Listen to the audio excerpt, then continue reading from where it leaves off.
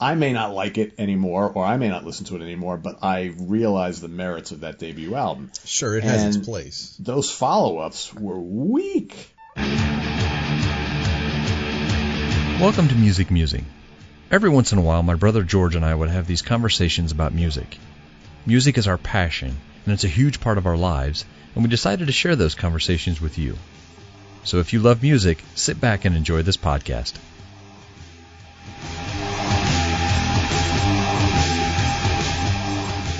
Okay, welcome back to Music Musing. I got my brother on the line. How we doing?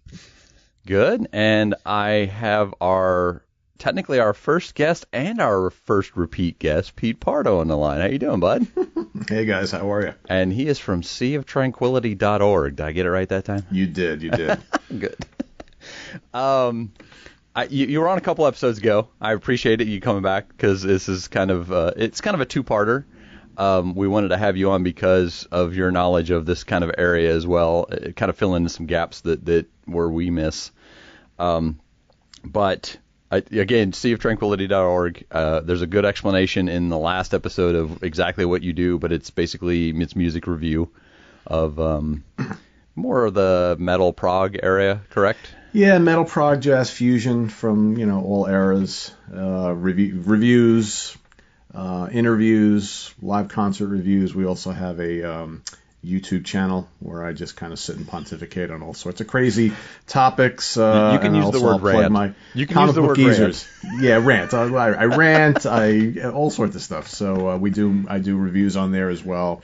I do rants on stuff that I'm feeling pretty passionate about, as well as I do a lot of artist retrospectives now, which people love. Yeah. So I can't do enough of those, and it's just a matter of finding the time. But and also plug my Comic Book Geezers YouTube channel. It's a lot of fun for all you comic book fans out there. Love it. And happy to be back here, by the way. I really enjoyed the last time we got together, and I've been kind of counting the days till the next one. So glad to be here. Well, it's a good one today. So last episode we did Unknown Freshmen, where basically it was albums that were, bands that were huge, that they had this first album or this early album that nobody had really heard of. And today we're going to kind of go flip the script and do the opposite and do like the Sophomore Slumps, where an album that came out that was just massive. It hit all the right tones with people. It hit all the right tones with the charts. It hit everywhere. And then number 2 came out, or 3, or 2 and 3, and they just did a nosedive and fell off the face of the earth. And I don't want to say, because, if fans love a band, they're going to listen to an album no matter what. So this is kind of more based off of, what the market felt and what the charts felt, but also kind of what people felt as well. I mean, unless you were a diehard fan of some of these bands, their first album was fantastic, their second album was horrible, but if you're a diehard fan, you're like, what are we talking about? This was great. Number 2 was awesome. There was a lot of that. In my research, I found a lot of bands that didn't make it much further past the Sophomore Slump. Unless you sold 10 million copies on the first album and you sold 2 million on the second album, I mean, they kind of give you, if it went platinum, they'll still give you a pass. If you sold 500,000 copies of the second album, most record labels in the genre and the era, I guess, that I was looking in, didn't get much further past that. They may have gave you a third album, or they may have threw you a bone, but I don't think most of and I didn't find very many that maintained or picked back up if the third album sold as well as the first, or the first and second combined, even to where they kept going and made a career. That was where I was kind of not necessarily lost, but I didn't find a lot of that. There was a lot of huge first album, second album crashed, and then they kind of faded off into existence, or they changed band members, or they changed lineups, and it kind of went by the wayside. But I found a couple that'll at least piss Craig off, so. Great. Fantastic. I mean, George, I think you bring up a good point. I think, I came up with a couple that kind of fit what you just mentioned, where the first one sold so well, so much acclaim, sold out tours, everybody's talking about them, and then the second one came out maybe a few years later, And it was good. It was decent. But when you compare, like, 8, 9, 10 million sold and maybe a million or two, that second is going to be deemed a failure no matter what way you look at it. Exactly. Even though the album might be damn good. Maybe not Exactly. quite as good, but so I have like a bunch that kind of fall into that category where it's like, you know what? Really good album, but how can you compare? Yeah, that's interesting. Hold on. That's interesting because I hadn't really thought of it that way, because I've thought of it that way, but I hadn't thought of it the other way, where if they've got a really good album for the first one and the second one actually sells a bunch of numbers but just was a horrible album, wow, I hadn't really thought about that side of it. No, I hadn't really thought that way either. I was. So in other words, that second one sold on the merits of the first, and then after people finally, after the world bought it, they were like, yeah, you know what, that one's not really that good. Yeah, well, see, I didn't look at it that way either. I looked at it. Well, there's a lot of ways to look at this. Yeah, exactly. Well, and I'll throw the big one. I'll throw the elephant in the room. I'm just going to dump it on the table right now. Guns N' Roses was the one for me. That Appetite was amazing, and when Lies came out, honestly, when I looked at the numbers, Lies actually sold a lot. It sold a lot more, and the same way with Use Your Illusion 1 and 2. They sold a lot of albums. They sold a lot of 1 and 2. That's got to be based on Appetite for Destruction solely. Of course. And that's what I was saying is I am of the mind that anything past Appetite was horrible. It was bad. Absolutely it was put together bad. The musicians weren't near as tight. They didn't have the same energy. Use Your Illusion 1 and 2, had a couple hits off of it and sold a lot of albums, but for the most overall, part, the songwriting was really lackluster. Horrible. Oh, yeah. And you guys, we've talked about this before. You know I'm not a Guns N' Roses fan, but I will always give credit where credit's due. Their first album is classic. That I may not like it anymore, or I may not listen to it anymore, but I realize the merits of that debut album. Sure, it has its place. Those follow-ups were weak. Yes. They were basically riding the coattails of that debut album. And all right, so again, I'm going to get crucified for this, but I feel that Guns N' Roses has been riding the coattails of that debut album now for 30 years? Yeah, at still. least. Still this 87? day. Yeah. 30. Yeah, no, I agree with you. And I have again, I think that when you look at the two albums, or even the three that they put out that were of that era, when you look at Lies, it had 4 live tracks, 2 of them were covers, or I think 1 or 2 of them were covers, and then they had 4 acoustic songs. One of them wasn't really acoustic, and one of them was extremely offensive. And then you look at Use Your Illusion 1 and 2 that had like 2 hits. One of them was a cover, and what was there, 28 songs between the 2 albums that were just miserable. How many can you name today? I'm just going to say name one off the top of your head is exactly what I was going to say. Well, that's what I said. Knocking on Heaven's Door came off there, but it's a cover. November Rain, right? That's like the only one I can think of. What was the one that was in the Terminator soundtrack? It was You Could Be Mine. You Could Be Mine. All right, that's the only other one I can think of. Yeah, there you go. Boy, we're striking gold here today. Right? How many songs were on those 2 albums? That's 3 guys with how many years worth of knowledge to pick 2 songs off. Yeah. I think it was 14 on each one or 12 on each one. So you're looking at plus 20 plus. That's horrible. But yeah, I just wanted to kind of, when I initially thought of this, like you said, I had thought of it as, hey, the album comes out, it's a big hit, sells millions, and the next one doesn't sell very well, and that's kind of what trailed them off. But it also wasn't good as well. But I hadn't thought about that Guns N' Roses, technically, their second album and their Use Your Illusion 1 and 2 sold a lot. I mean, if you look at the numbers, I think they were platinum on 1 and 2 as well, but it was miserable. So that was kind of, I wanted to get the elephant out of the room right off the bat. So but I'll let you guys hit one if you want. Well, I guess I'll jump in because this is where I was going to start to piss Craig off is Pearl Jam. 10 sold 13 million albums and Versus sold half of that. Now, 7 times platinum is one thing, but Versus was, they had basically, but see, there's the difference. I thought Versus was a great album. There was a lot of good music on Versus, Pearl Jam's second album, that the first one, and maybe it is over. I'm over the 10 album. I'm not even a huge Pearl Jam fan in general, but the numbers. When you sell 13 million copies of your first album, and you sell half that of the second album, and then it kind of. You can pick then they've got, I think they said there's like 8 albums total and a couple live albums and stuff like that. I mean, I don't think they never eclipsed the first album, and I think that Versus was, and it was right away. It was within the first 2 years after 10 came out. It was, I think, 99 or something when Versus came out.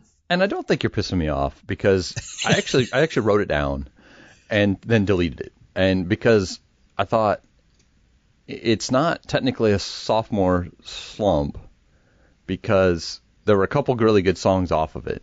But then I went back and listened to it again this morning. Before I got up, I listened to the verses, just run through the songs, listen to them a little bit, and try to remember. And it was very pale in comparison to 10. Right, but album sales, how do you call 7 million albums a slump? You're right. Right, but remember what we're using to define slump here. It doesn't necessarily mean a vastly inferior album, but right. Maybe, all right, so we're looking at these two right here. I remember specifically when these came out. I mean, that first album was a blockbuster, right? Absolutely. And when the second album came out, expectations were so high. Yeah. And most people, and I remember myself, because I mean, at the time I was into Pearl Jam, and I said, yeah, this is pretty good. Not quite that, though. And I think the sales perfectly, right. That's exactly what happened. It was no matter what they did, it was not going to sell what the first one did. Right. Decent enough album, but expectations way too high. Sales were never going to be that high. And I think most people now, all these years later, probably think, yeah, good album, but it's not 10. Regardless, like George said, whether we ever need to listen to 10 again at this point, because we all listened to it to death back then. Right. But personally, myself, not being a Pearl Jam fan, if I were to listen to any 2 Pearl Jam albums, those would be the 2 I would listen to, because I think after that second album, I fell off the tracks. I was exactly, and that's guys. what I found. Even for a band that sold 13 million albums on their debut, I say fall off, to sell half as many copies, and that's still 7 million. And then, like I said, then they fall off. I mean, you probably can't name a handful of songs off of their later album, off what's been out lately, especially. I mean, and I'd hate to say riding the coattails, and I don't know how many albums Appetite for Destruction sold or how many copies, but too many. I can't imagine it sold. I mean, being that it's been out 10 years, probably longer than Pearl Jam. I can't imagine that that it would be less than 13 million copies, because but anyway, that was my opening shot, I guess. Opening shot instead of closing shot. That's good. Yeah, but I guess that brings up a really good question, though. Do the bands create that dichotomy themselves? Do they do they know that they're putting something together that is going to be so groundbreaking? Do they think that when they do that, and then is the pressure on? Do they put the pressure on themselves at that point? I think to a certain extent, because it takes their whole lives to write that first album, and then they've got a year or two that the record label says, hey, we need a second album, because, I think the industry gives you 12 to 18 months, for the second album, because they don't, they want to strike while the iron's hot, so to speak. And I think that creates a lot of writer's block, or it creates a lot of, screw it, put this on the album, or, unless you're a band that's got, a library of music written before you even put an album out.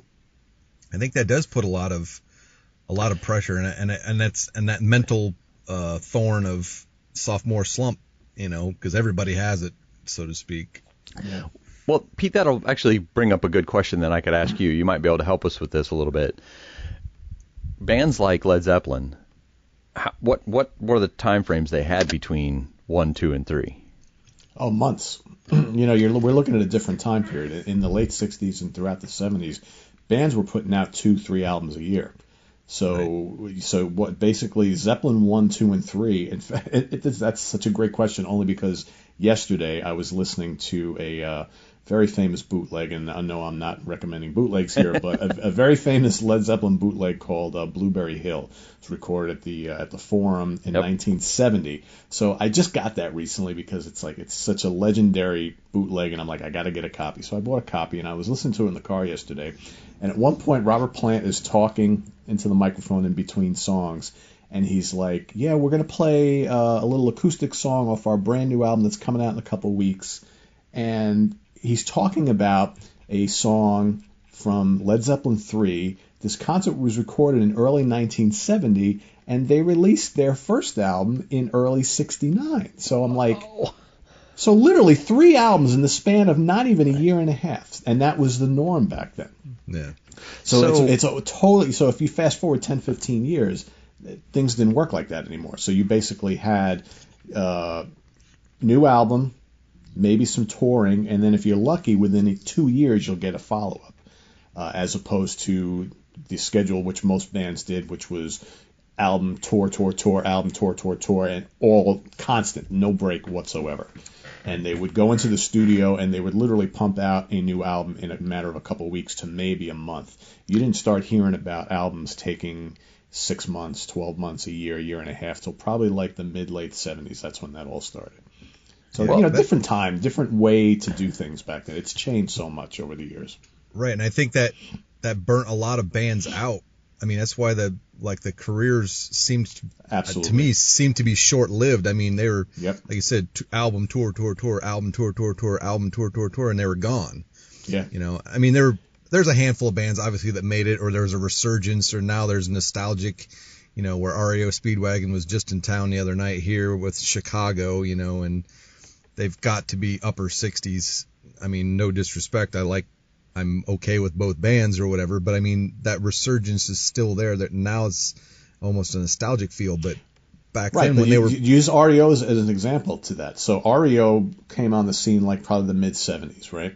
They had a bunch of albums that they cranked out, for 5 years, right? Very solid albums, but they were not a big band by any means. Right. They released High Infidelity in 80, 81. Right. Huge.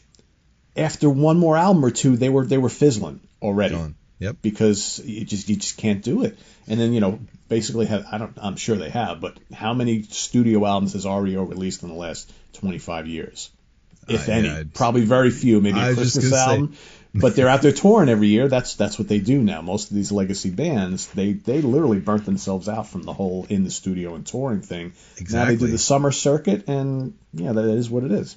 As I said, bands like Journey, Steve Perry, they got it at each other's throats because they were in each other's laps all the time. I mean, they're in their studio on the tour bus. And that guy could probably never sing again. Yeah. Right, and they burnt those things out. A lot of bands got that way, like Styx, same way. They had some great music, great band, and the singer and. Once you start in the 80s, you start doing songs about robots or whatever, and everybody's... Dennis and the rest of the band went 2 separate directions. Yeah, absolutely. Right, but I think that's due to close quarters so much, so long, all the time. You're in the studio or you're on the tour bus. You're in the studio or in a tour bus, and I mean to be around a certain amount of people, the same people, a certain amount of time, all the time. It would have to wear on you, and I think that burnt a lot of bands out, and I think that could cause a lot of those sophomore slumps. I mean, especially now. Let's face it, most of these guys were kids. Okay? Absolutely. I mean, you were talking about Zeppelin before. They were like in there. They were like 20, 21, 22, exactly. And you can't obviously keep a relationship outside of the band going. I mean, a couple of them did, but and then you factor in the partying and the women and all that kind of stuff and the travel. It's hard. Yeah. Well, I'll say something interesting that you guys touched on a second ago that I hadn't thought of before. I've kind of been sticking the Led Zeppelin albums on my son's iPod to listen to because he was asking about them, and I wanted him to kind of get an idea of what they were. So I started with 1, and I made him listen to it, and then started with 2, and made him listen to it. And, you guys had talked about album, tour, album. And if you look at Appetite for Destruction, it's 12 songs of almost 60 minutes of music. Mm-hmm. If you look at Led Zeppelin 1 and 2, between the two, there's only 16 songs. I think, or maybe 17, and the time is about half. Because there's some 2 and 3 minute songs on there as compared to Guns N' Roses, who doesn't have anything. 35 minutes is what you got most of the time. So maybe they had 2 albums already in the can. Could be. And maybe Guns N' Roses should have only had 2 albums with that first one and released them little by little. So I don't know. Maybe that's, there might be something to that. It was odd because I was thinking about, I was listening to 1 and 2 myself the other day, kind of re-listening to them, and I got to the end of the album like, wait a minute, is it over? Yeah, it's quick. Are we done with 1 already? Yeah. What? Well, but then again, that goes back to how little time they really needed to spend in the studio. So, you're putting together 7, 8 tunes, maybe a half hour's worth of music. It doesn't need to take you 6 months. Exactly. And one little bit of trivia that I want to throw in here, the whole Led Zeppelin thing, going back to the bootleg. So during that same sentence where Plant was talking to the audience, he also said to the audience, "This is our 6th time here in America." So think about that. So the band had barely been together over a year. Oh, my God. Their 3rd album, and they had already toured the U.S. 6 times. Yeah, that's ridiculous. Yeah. Basically, right? So they lived in England at the time. So they're basically coming back and forth. Granted, they may only be like short 2 or 3 month tours or whatever, but just think about that. Think about the burnout factor. Yeah, that's got to get anybody. Absolutely, yeah. There's no faulting 20-year-olds on that. I mean, even 20-year-olds that get burnt out on that. And then you wonder why they're out drinking, doing drugs, chasing women, and throwing TVs out windows and throwing, fishing for sharks out of hotel windows. And you beat me to it, yeah. Sharks.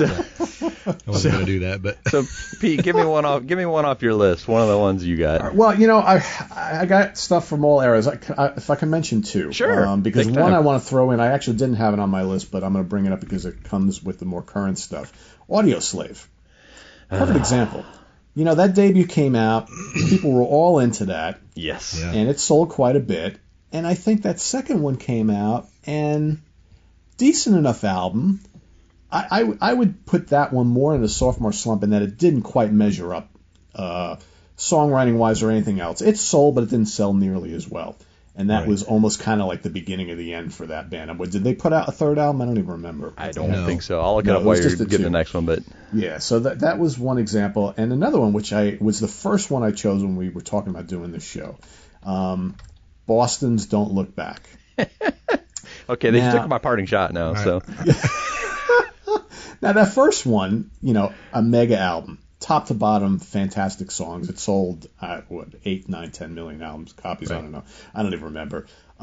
You got Tom Schultz, the mastermind of the band, who was a perfectionist. He took 2-3 years to put that second one out. I believe it was 2.5. And people still love that album, but the sales were maybe half, if that. I think a lot of people felt that the formula was kind of the same.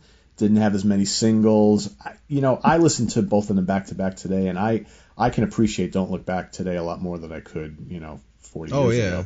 Yeah. But there's definitely a little bit of a drop off there. And then, for their 3rd, he took another 4 years to come up with the 3rd. Yeah. So it would, by then the kind of you already were seeing what this band was going to be all about going forward. It was going to be the Tom Schultz machine, and he was going to have whoever he wanted in the band. He was going to take however long he wanted to put things together. So, for me, again, a good sophomore album. Very good, actually. But you could totally see that as a slump because sales-wise and maybe quality of the material, not quite up to that stellar debut. Well, because Amanda is probably the only song that you could pick.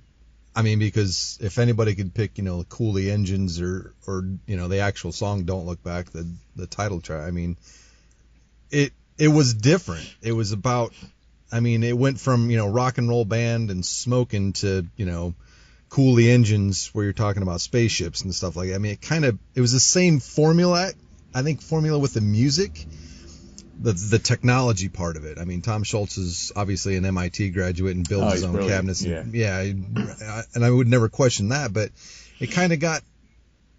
And the band members started changing, and guys started dropping out. So and that happens. I think too, there's something to be said for stability in lineups. I think, maybe not as much today, but back then when we were younger, you tended to really stick with bands who had the same guys in the band year in and year out, album after album, tour after tour. I agree. I think a lot of those bands that constantly changed lineups They didn't really last. I mean, you had the exceptions, obviously. Bands like Rainbow or what have you, where you had one central, or Dio, you had one central figure, and that's who people came to see. So it really didn't matter who else was in the band. But a band like Boston, they used to use a term for a band like Boston. They used to call them faceless corporate American rock, right? Yep. So Journey, Kansas, 38 Boston, Special, 38, all those guys. Yeah. It's like it almost didn't matter who was in the band. You didn't know what half of them looked like. You didn't care. It was all about the songs, right? Yep. But you wanted all those elements to be there. So it's just it's amazing how times have changed so much, and people today really don't care about that kind of stuff. Right. I did want to drag Audioslave back into it. I think some of that sophomore slump is based on this new breed of short attention span. Yeah, and that probably started in the 90s, right? So yeah, that's what I mean, because we've talked about this on previous podcasts. Is like, what have you done for us lately? It's like, it didn't sell 13 million, and you can't almost go by album sales anymore because they're releasing stuff online. They're, they're not touring as much, or, whatever it is. If it's, I think you remember back in the 80s, it's totally short attention span. And I think, I've said this before, I don't think that, whether we call them millennials or the younger generation, or whatever you want to call them, they don't have this sense of loyalty to an artist or a band like we did back then. That's exactly what I'm talking about. I talk to my son, and I tell him how, he's like, oh, how many years you been listening to that band? I'm like, well, since I was probably 12. He goes, oh, really? Because that's not how the younger folks think nowadays. It's like, they could be into someone and a song or two or an album this year, but like a year from now, when that band or artist releases something new, they don't care because they've moved on to 5 other different things. Exactly. And that's why you don't have any. You're not going to see 10 years from now, a lot of the acts that are popular today are going to be nowhere. Nobody's going to care about them. And we've talked about that. I mean, even at great length, we've talked about that there's that short attention span. There's nothing to hold their attention. I mean, because for lack of a better example, I mean, Kiss still holds your attention because, like, oh my God, whether it's, wow, they've got Kiss toilet paper, or wow, Kiss is 70 and still touring in full makeup. There's something there to hold your attention, whether you like them or not. They're a force to be reckoned with. I mean, either merchandising or not so much musically, I guess, but they're still making themselves relevant somehow. Yep. And at this day and age, if, unfortunately, we have to, Chris Cornell has to pass away before they revisit, oh, well, Audioslave had, some great music, and they're looking for lost tapes now. Now they're looking to try to bring that stuff back up. Same thing with Linkin Park, same thing with any, artist that's passed away or whatever. If there's not something to hold your attention, I think that falls nicely into our conversation that second album, if it's way too long between the first and second, people have lost interest. They just don't buy. Like, oh yeah, I forgot they had a pretty good first album. Like, what did they, it doesn't sound that great, and they move on immediately. Meanwhile, the old school people like us, they're counting the days to that second album, right? Exactly. Counting the hours. Exactly. And I was that way with Royal Blood. I mean, when their first album came out, I loved it. It was amazing, and I just couldn't wait for them to put something out. But you guys are bringing up a really, really good point. So, is there no such thing as a sophomore slump nowadays? Do you just basically get one shot? I mean, do new bands come out today and they have to bank on that one album and that one hit song because there's not going to be a number 2? I mean, record labels are not going to have. You talk about having attention span. The record labels are worse than the fans. Yeah. So they're not going to give their dollar. The record labels don't put out the money, not even a fraction of the cash like they used to today. So basically, you got one shot. That's it. And I think that plays into the fact that we're inundated with internet. People are uploading their own. I mean, they have their own YouTube channels, their own Spotify channels. They create their self promoters, and there's so much of it you almost can't weed through all of it. To fact where, oh, he's got 2 albums out. I saw that guy on American Idol 6 minutes ago, and now it's seriously, it is that bad. But I mean, if you take, like, I had another one on my list. I'm a Franz Ferdinand fan. Love the band. Love their stuff. That whole first album was something I could listen to. And I grabbed their second album, which I didn't even know they had a second album, to be honest with you, and listened to it. And it was miserable. It was probably one of the worst listening experiences I've ever had. But I love the first album. And I think maybe that we're onto something. Maybe that's just the way it is nowadays. Maybe it is. You get one album, we're going to push it really hard. You're going to get radio play, you're going to get concert play, you're going to get this and that. And then, when you're done, somebody else is going to be waiting in the take your place. Yeah, to take your place. And too, how do they measure success? That's another thing. And we touched on this about a couple minutes ago. I was, and I don't remember, forgive me, I forget the release, but a known band who's been around for a while put out an album recently, and it debuted in the top 10 on the charts, and it sold like 13,000 copies. 13,000. Just think about that. 1,000. So that's deemed a success nowadays. Wow. Now, if we were to go back 30 years, notable acts would debut selling what? 500,000, 700,000, 300,000, and that was and there was a time where that was deemed not successful. So exactly. What are we measuring success by nowadays? When you hear numbers like that? But see, I think that falls back into what I YouTube said. hits, we're inundated with so much garbage that people don't. That if 13,000 people took the time to buy it or listen to it, but that's not the whole picture anymore. That's the thing, because now it's like, so you mentioned YouTube videos. So if they've got a video for one of their songs, how many hits does that have on YouTube video? How many streams on Spotify? Right? How many? But I've talked to lots of bands over the years, especially in recent years, and they tell you it's like, we don't count on sales of music anymore. To make money, we've got to go out on the road. We got to sell T-shirts and merch, and we got to play night after night after night in little S-holes all over the country. And it's it's changed. The climate's changed. That's a huge thing, because if they sponsor your YouTube, if you get a YouTube sponsor or something, then that's when they're making money off sponsorship and stuff like that. And and they play in stadiums that are sponsored by banks. They're playing at Alltel Stadium, if they get a stadium tour, which nobody does anymore, because there's no way to. I mean, you can't fill stadiums with these bands that nobody's heard of anymore. And I was watching something. I saw the Beatles played Shea Stadium, and it was like 23,000 people, and it was like the biggest concert on American shores, like up till that time. Interesting you'd say the Beatles, because that was actually on my list of big. That was on a lot of lists that I looked at. Yeah, Please Me was their first album, quote unquote, and then there was like compilation album after compilation album until their actual second album came out. Yeah. And it was, the sales were lackluster at best. Now, those compilation albums where they took like songs from here and there on stuff that they'd recorded and stuff, were sold really good. But as soon as they hit album number 2, it was like a big drop off. Now, again, for me personally, I like the second album. I like most of their albums for that they put out. But that first one to the second one was a huge drop off.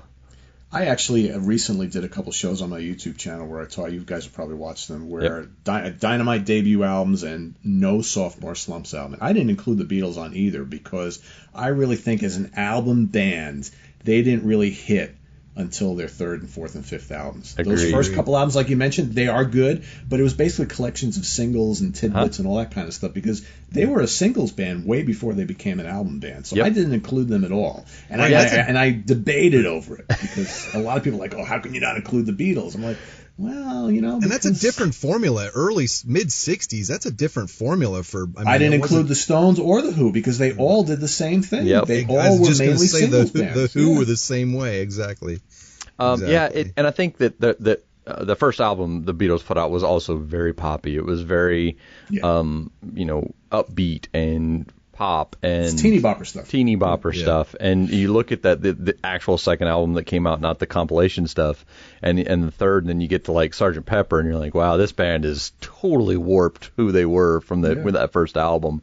So like I said, I had it on my list only because, It definitely changed the formula Yeah. of themselves. I mean, they reinvented themselves a lot. So. And I think I only had it on my list because there was so much of a gap between that first full album and the second full album that it was quite a fall off in numbers. But again, I think the quality and of who they were was different, and it was also just the same, mechanically. So I was fine with probably just leaving it off.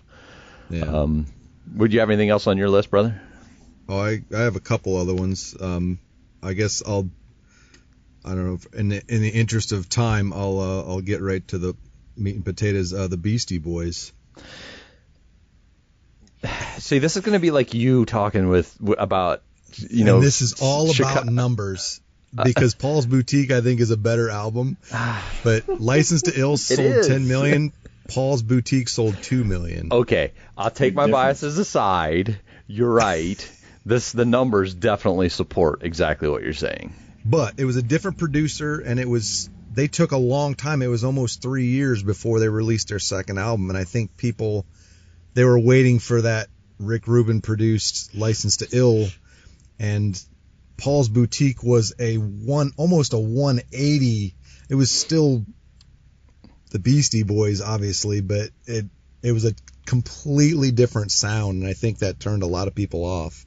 Yeah. But before Check Your Head came out, it was really, I mean, if we're going sophomore slumps, sorry, the numbers support the Beastie Boys have a sophomore slump. Sorry. I guess.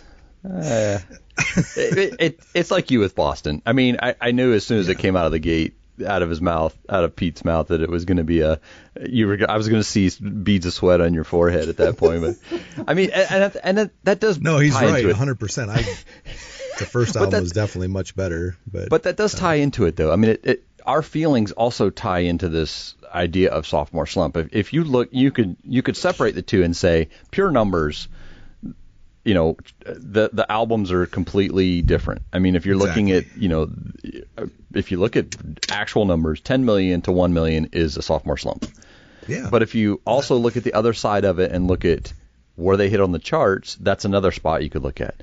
Okay, they were number one on the charts this album. They didn't even cut the top 50. The next one, that's a sophomore slump. Right. For me personally, if I'm looking at two albums, those two albums are completely the opposite for me. Like, License to Ill for me was a party album. It was fun. That's exactly what, yeah. And then the next one was like, talking about. Wow. So that's what I was talking about. Being able to take that element out of it, because if we're talking feelings, I mean, I think Paul's Boutique is a much better album. It's better produced. It's the lyrics, the writing, the way those guys solidified together. I mean, License to Ill is like Appetite for Destruction. We've heard it enough. We get it. There's no Sleep Till Brooklyn. We get it. It is what it is. But it's, as far as epic, debut releases, it's hard to deny the License to Ill is anything but a bomb. Yep. The Paul's Boutique, when it came out, when I heard it, I was like, wow, this is really different, and I really like it as much or better. But the fans, the hardcore fans or whatever, it flopped as far as album sales go. So that's the only reason it's on my list, because I'm a Beastie Boys fan in general, but I think Paul's Boutique is a better album, but as far as record sales, it doesn't support that. So well, it's interesting that I mentioned the Beatles before, and Pete, you said the Beatles and Stones didn't really make your list for a reason. And George, I heard you throw the Who in there, but I actually had the Who on my list. And I'm going to definitely go to Pete on this one, because I'm a Who fan. Don't get me wrong, I like the Who, but that second album was a big drop off in numbers. Yeah, but was My Generation that big of a seller? Right, that's what I was going to say. I still, the reason why I don't include the Who here as well is they were more of a singles band at the time, and both My Generation and the Who sell out are good albums. They are. But I don't think they hit their stride till albums after that. It's arguably they didn't hit their stride till Tommy. Right. arguably though you could include them here because they garnered a lot of acclaim with that first album. Yeah. And the singles that they released before it. And yeah, I mean you could include them here. Yeah, you really could. But I think it does still fall within that range of. I think that we could probably do a whole show of bands that didn't get their stride till like album 3 or 4, and that they would probably fit more into that. Yeah. Might have to be the next podcast. Exactly. But do you have anything? What else you got on the list there, Pete? I got a couple. I got one for George right now. This just came up while we were talking here. Another one. Yeah, and we talked about these guys the last time we got together. Down. Yeah. So, my opinion, yes, right? So, and neither Down or the first album or the Down 2 sold a crap load of copies. It was strong, right? Right. But we're not talking millions and millions of albums here, but critically received very well, sold very well, successful tours. Personally, I think Down 2 is a little more sophisticated than the first album. I'm not saying it's better. I think a lot of fans wanted that same sledgehammer atmosphere of the first album. Yeah. And because the second album was a little more kind of classic rocky, a little more polished, psychedelic, a lot more polished. Yeah. I think you talk to Down fans today, they get that, but back in the day, they were probably thinking, wow, this isn't quite as heavy as that first album. It's okay, but a little bit of a drop-off here. I'm 100% guilty because I was like, oh, this is good, but I want to play Stone the Crow again. And it's like, it was. I couldn't agree more. I had it on my list and I had it scratched off because I'm like, well, it's kind of in that 90s range where people were starting to lose interest. And to be quite honest, I mean, metal has never really sold the numbers that, even hard rock or radio rock or corporate rock. It's never. I don't think it's ever been allowed to, because you either like it or you don't. I mean, heavy metal as a genre is a hard sell because Slayer has hundreds of thousands of fans across the world, but they're a hard sell. Never had a platinum album to my knowledge. That's what I mean. Right. I have no problem with them. I don't agree with everything that they're into, but I like the music, and but it doesn't sell well. It's really hard to commercialize or advertise bands with upside down crosses. Let's just, to be honest, it's a hard sell. Not that there aren't, again, hundreds of thousands of fans across the globe that are ravenous for this band, but it's a hard sell. Yeah. It's a hard sell to Joe and Susie Smith that don't want that they don't want their kids to see that or hear that. Right. So I think album sales aside, if you're just going on feel and whatever, I think Down was epic because of I know we talked on the Supergroups podcast that when two of my favorite band, when you put Phil Anselmo in front of Pepper Keenan's guitar work and stuff, sorry, but I'm in. Whatever they're selling, I'm buying. Yeah. Well, you're talking two bands that they came from that appeal to more of a mass audience. Exactly. So. And I think to get back to your point, I think I'm almost the first album is great to me, and the second album is great to me, but it's different. It's kind of like, to tie the Beastie Boys in, great album. The second was much better, probably in retrospect, than the first, but it never got steam. It was never polished, or excuse me, it was never pushed enough that that kind of starts trickling into that. They didn't get enough. The attention span. It's one of those albums that probably took a lot of fans 20 years to fully appreciate. So we're going back to the Boston thing again. It's like back in the day, when these albums first came out, you're like, good, man, kind of not as good as that first one. But now, over the years, you're thinking, yeah, you know what, pretty damn good album, holds up pretty well. Yeah, exactly. And that falls into one, not to change the subject quick, but Quiet Riot was on my list. Oh, that's a good one. Metal Health sold 6 million albums and was #1 on the rock charts. And that follow-up was a stinker, guys. So bad. Condition Critical was horrible. Yeah, that was a true definition of a sophomore slump. Yeah, what was the time frame between those? It's fairly quickly. Not even. I don't think it was. It couldn't have been 2 years. It was within a year. It felt like a long time. But it was like the same album, but worse. It was like literally like almost all the songs were exactly the same, but worse. I would almost place money on the table to bet Mama, We're All Crazy Now. I'll take that one. Let's milk another Slade tune, and hopefully it strikes gold, because that's kind of all they were good for at the time. Exactly. But QR3 was actually palatable.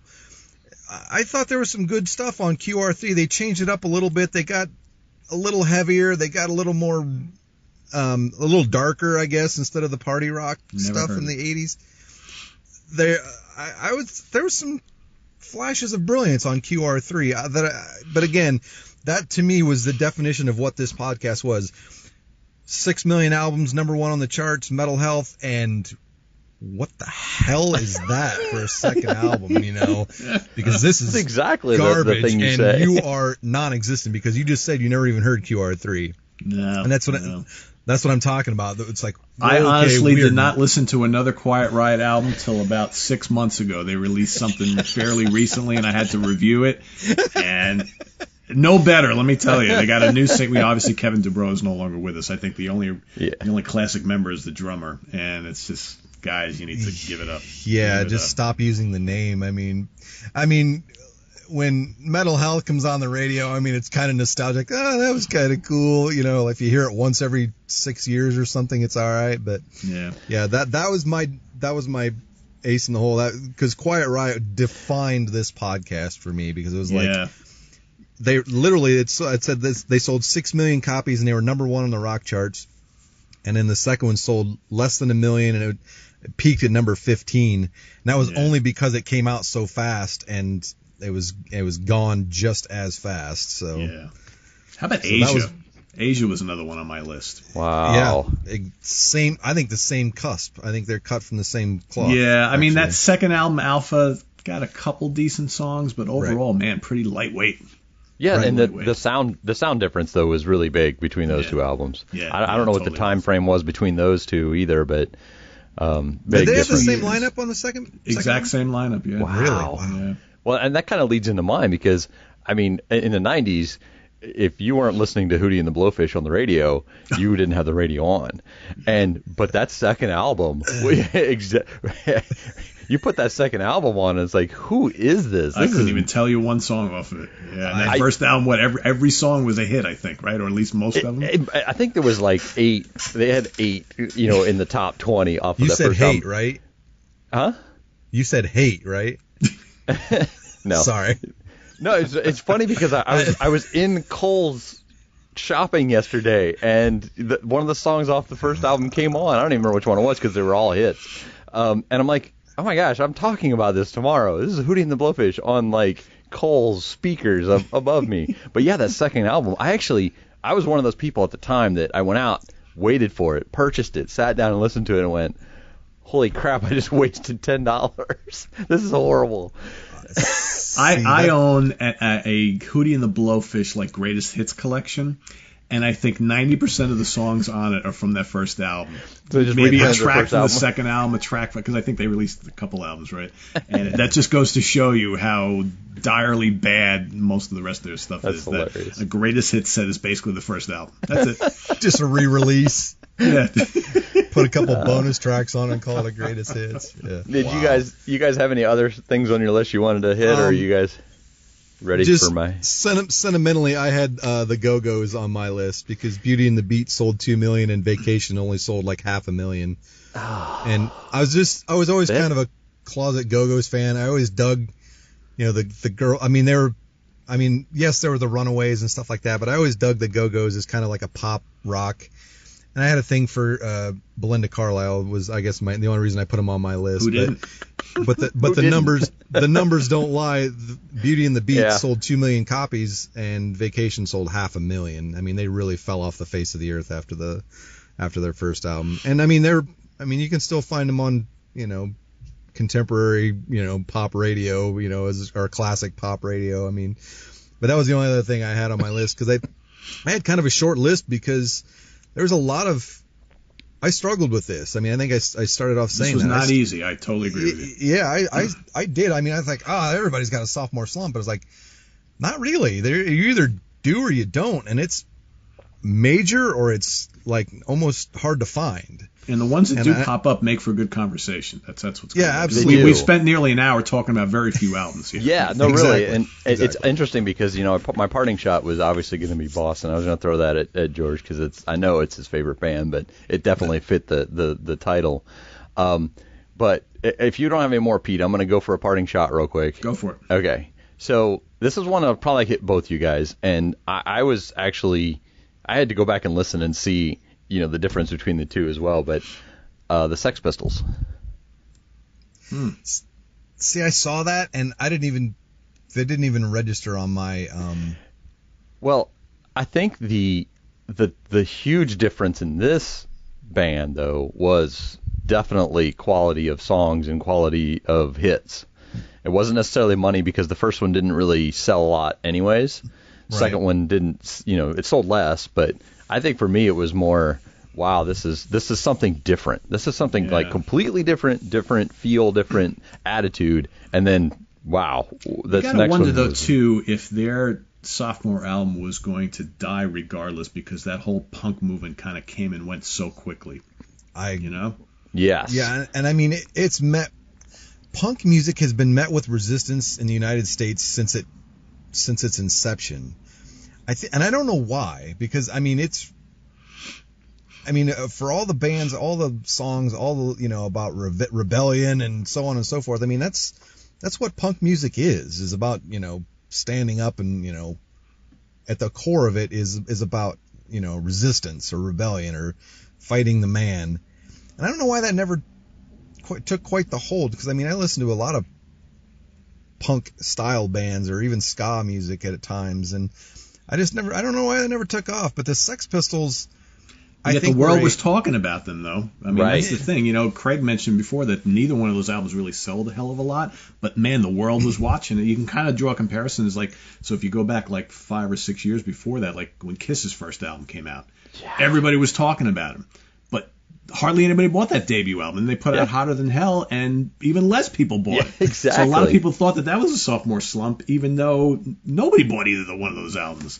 Okay, so they fall on the but everybody was watching. Album. Yeah. They would fall on that album that kind of picked up later. But do you think it was the Sid and Nancy sideshow that brought that up? They were just a train wreck. Could you imagine if the Sex Pistols came out today? How I mean, they're already legendary, because the world today is obsessed with train wrecks. Right? Man, I hadn't thought about that. Could you just imagine Sid and Nancy in 2018? They would be huge. I mean, if they could stay alive. If they could stay alive, they'd be huge. But it's kind of like the Ozzy Osbourne show that he had. Yeah. Oh yeah. Oh man. Wow. Yeah. But see, that just goes back to the era. I mean, back then, that was early 80s, right? Late 70s, actually. Yeah, it was late. I think 79. Late 70s. I mean, as they were punk, but that was the day of the rock star, guys. I mean, it's like you could go out there and go on stage, high as a kite, drunk off your ass on whatever.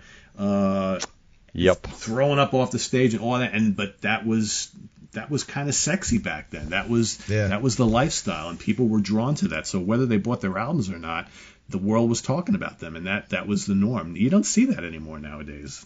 Absolutely, because, I mean, in kind of that same genre, if Iggy Pop is falling on broken glass on stage, I mean, I recognize Iggy Pop more from that than any of his musical work. Right. I mean, so that's the thing.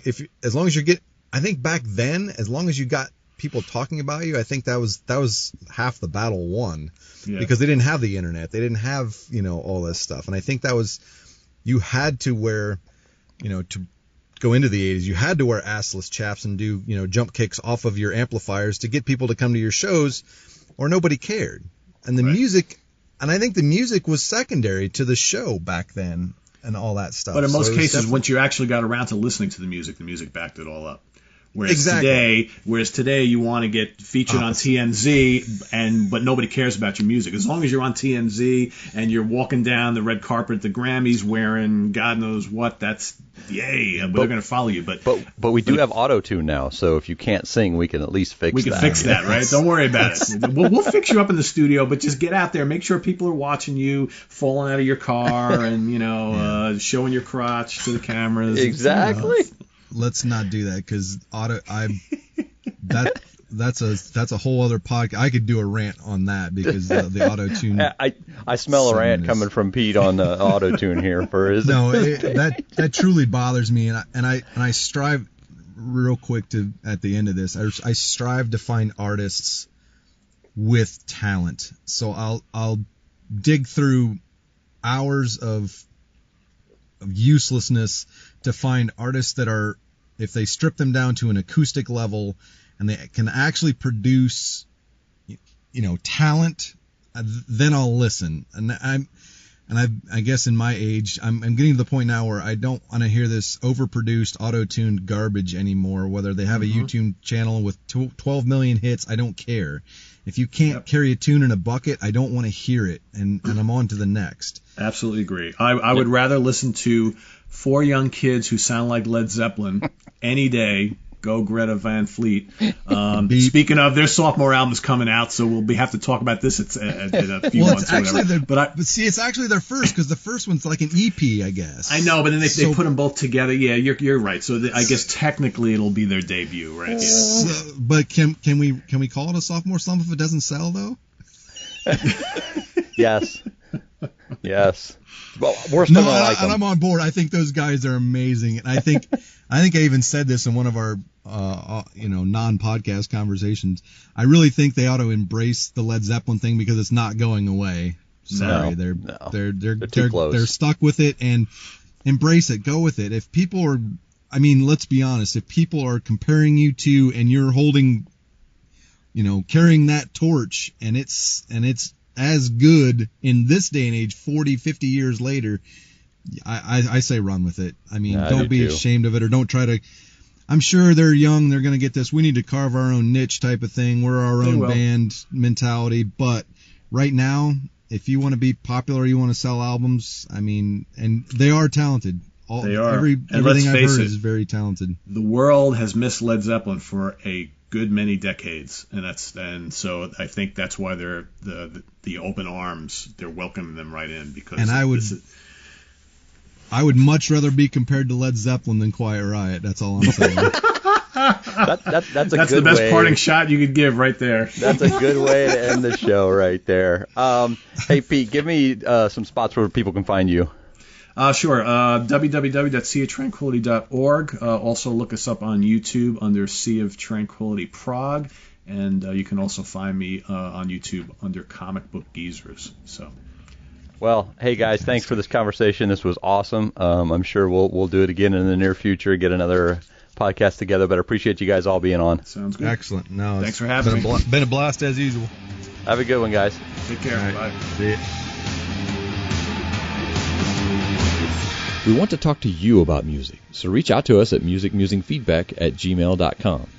You can also find us on most social media sites by searching Music Musing or George or Craig Seibert, Sybert. And you can also find us on Twitter as musicmusing_ as well. Thank you for listening to this Music Musing podcast.